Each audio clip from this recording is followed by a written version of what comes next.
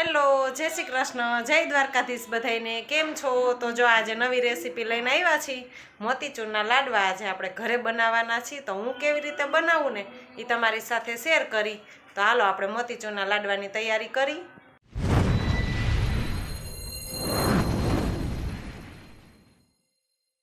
છે ને પેલા બુંદી બનાવવાની હોય, તો બુંદી માટે મેં 1 વાટકી ચણાનો લોટ લીધો છે. વાસણમાં નાખી દઈ. આપણે રેગ્યુલર ઝીણો લોટ આવે ને એ જ છે, અને આ ઝીણો લોટ છે એટલે આપણે 2 ચમચી રવો લીધો છે. તમારે કડકડીયો લોટ હોય ને તો એ તમે લઈ શકો. મારી પાસે ઝીણો હતો, ઝીણામાંથી આપણે બુંદી બનાવવાના છીએ એટલે એમાં રવો નાખ્યો. અને હવે આ ખારો છે, ખાવાનો સોડા, એ એક જીરીક ચપટી એક જ નાખવાનું.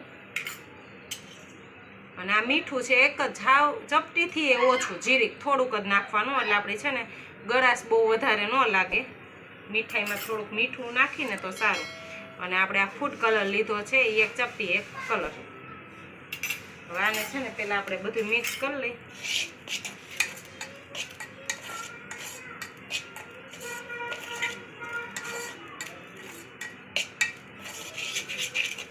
હવે આ મિક્સ થઈ ગયું છે. હવે આમાં છે ને થોડુંક પાણી નાખીને એને આપણે એક જ દિશામાં આમ હલાવીને સરસ મજાનું બેટર આપણે તૈયાર કરી લઈ. પેલા છે ને હાવ ઓછું જ પાણી નાખવાનું, એટલે આમાં ચણા લોટમાં છે ને ગાંઠું બહુ થઈ જાય, એટલે આપણે ગાંઠું આમાં જરાય થવા દેવાની નથી. એટલે થોડું પાણી નાખીને જ આપણે હલાવવાનું છે. ચપટી ખારો નાખ્યો ને એટલે આપણી ગુંદી છે ને થોડીક પોચી રહીએ. વિડીયો સ્કીપ ન કરતા હાવ આસાનીથી ઘરે બની જાય છે અને ઓછા સમયમાં. હાલો, તો જો છે ને આપણે બેટર સરસ મજાનું તૈયાર થઈ ગયું છે. જો આવી રીતે એકદમ છે ને આવું લિક્વિડ જેવું રાખવાનું છે. અને આને છે ને આપણે ઢાંકીને 20 મિનિટ આપણે આને રાખી દેવાનું છે. તો હાલો, જો આપણે 20 મિનિટ થઈ ગઈ છે ને હવે આપણે બેટર જોઈ લઈ. સરસ મજાનું થઈ ગયું છે. આપણે કેવું રાખવું છે એ હું તમને બતાવી દઉં. પહેલાં આપણે શરૂઆતમાં છે ને ઢીલું રાખ્યું હતું, એટલે જો આપણે પાણી નથી નાખવું પડ્યું. ઘણાઈને છે ને આવી આપણે 20 મિનિટ રેસ્ટ દઈ દીધો હોય ને ત્યારે ઘણાઈને જાડું થઈ જાય છે, તો થોડુંક એવું પાણી 2 ચમચી પાણી નાખીને એને ઢીલું કરી નાખવાનું. જો આવી રીતે સાવ આપણે ઢીલું રાખવાનું છે. જોઈ લો, આવી રીતે રાખવાનું. અને હાલો હવે આપણે બુંદી પાડવાની શરૂઆત કરી દઈ. આપણે બેટર તૈયાર થઈ ગયું છે ને હવે આપણે અહીં તેલ ગરમ કરવા મૂકી દીધું છે. જેને તેલમાં કરવું હોય તેલમાંય કરી શકે, અને ઘીમાં કરવું હોય ને તો ઘીમાંય તમે કરી શકો. આપણે તેલમાં કરવી છે અત્યારે, એટલે આપણે જો તેલ ગરમ કરવા મૂકી દીધું છે ને જો આ કાણાવાળી ડીશ લઈ લીધી છે. જારો ન હોય તો આપણે આમાં પાડી હતી. અને આમાં છે ને પહેલાં આપણે આ બેટર કર્યું હોય ને એ આપણે નાખી દેવાનું આવી રીતે, અને સેજ આમ પ્રેસ કરતું જવાનું, ઠપકારતું જવાનું, એટલે આપણે ગુંદી છે ને સરસ મજાની આમાં પડી જાય. આ છૂટા હોલ હોય ને એ એવું જ લેવાની ડીશ કે ખમણી તમે ગમે એ લઈ શકો. જોઈ લો, આવી રીતે છે ને આપણી ગુંદી સરસ મજાની પડે છે.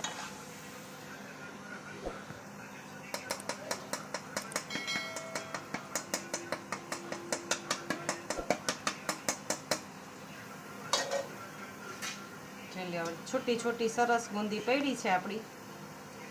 આ છે ને આપણે મોટી પાડી છે, એટલે કોઈને આવી રીતે મોટી ગુંદીના લાડવા કરવા હોય તો એ કરી શકે.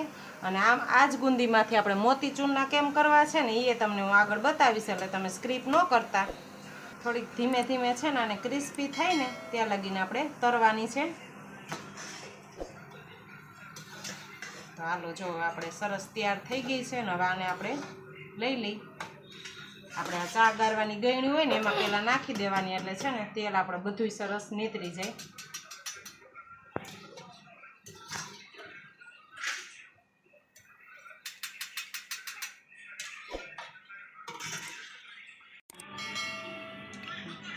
હાલો, તો જો આપણે છે ને મિક્સર જારમાં ગુંદી લઈ લીધી છે. આપણે મોતીચૂરના લાડવા માટે આ ગુંદીને છે ને થોડુંક પીસી નાખશું. પણ પીસવાનું કેવી રીતે?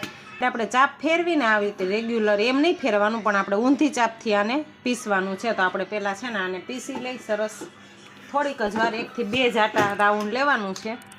1 થી 2 જાટા રાઉન્ડ લેવાનું છે. અને જો આપણે આમ છે ને ઊંધી સાઈડ પીસવાનું, હાવ ધીમે એક જ. આપણે જોઈ લ્યો સરસ થઈ ગઈ. આપણે ઓલી ગુંદી હોય ને બહારની એવી જ. સેજ છે તો આપણે એકવાર હજી રાઉન્ડ લઈ લઈ, વચ્ચે એકવાર જોઈ લેવાનું.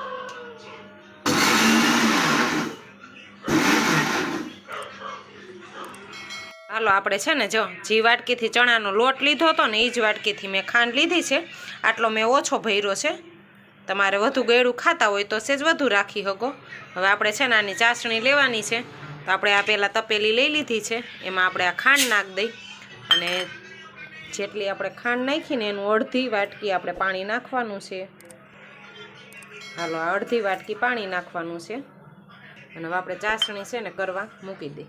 હાલો આપણે છે ને ચાસણીને આવી રીતે ધીરે ધીરે હલાવતા રહી અને એક તારની આપણે ચાસણી લેવાની છે, બહુ વધારે કડક નથી લેવાની. હાલો તો હવે છે ને આપણે જો આ ફૂડ કલર લીધો છે, જે આપણે બેટરમાં નાખ્યો હતો ને એ જ આપણે થોડોક ચાસણીમાં નાખવાનો છે, એટલે બાર જેવા સરસ દેખાવ આવે અને સરસ એને બાર જેવા જ મોતીચૂરના લાડવા થાય. હાલો આપણી ચાસણી છે ને રેડી થઈ ગઈ છે, એક તારની લીધી છે અને હવે જે આપણે આ બુંદી કરી હતી ને એ બધી આમાં મિક્સ કરી દેવાની છે. હાલો જો આપણે છે ને 15-20 મિનિટ રેસ આપી દીધો છે ને જોઈ લ્યો આપણે છે ને લાડવા વરે ને એવું સેજ કઠણ થઈ ગયું છે. હવે ડ્રાયફ્રૂટ લીધા છે, જેને જે લેવા હોય એ આપણે આમાં નાખી દઈ. મેં કાજુ ને બદામ લીધા છે, વાન મિક્સ કરી દઈ અને આના લાડવા વારી નાખી. જો આપણે સરસ મજાના મોતીચૂરના લાડવા સરસ તૈયાર થઈ ગયા છે. આવી રીતે મિક્સરમાં સેજ પીસી નાખીને નાની ગુંદી થઈ જાય. અને આ રેસીપી તમે જરૂર ટ્રાય કરજો ઘરે. તો હાલો જો આપણે છે ને મોતીચૂરના લાડવાની રેસીપી તમારી સાથે શેર કરી દીધી છે. તો આ રેસીપી તમને કેવી લાગી તે મને જરૂર જણાવજો.